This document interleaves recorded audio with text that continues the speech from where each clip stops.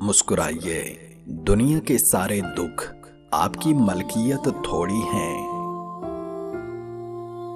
इंसान को बस एक ही बार आजमाना चाहिए, फिर जो उसका रंग होता है वही उसका असल रंग होता है।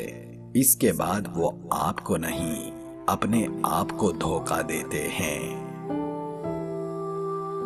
जिंदगी एक आईना खाना है, यहाँ हर चेहरे का अक्स बैक वक्त सैकड़ों आईनों में पड़ता है।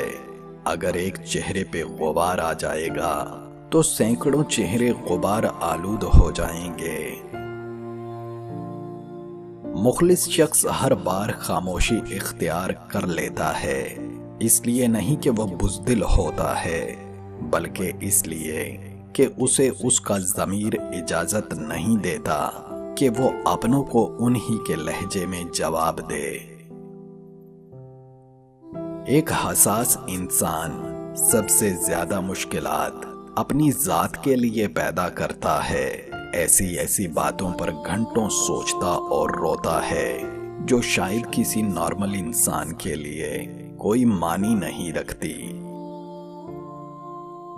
एक हकीकत ये भी है कि सरकारी नौकरी वाले सिर्फ सरकार से तनख्वाह और मरात नहीं लेते, बल्कि किसी की मोहब्बत भी छीन कर ले जाते हैं।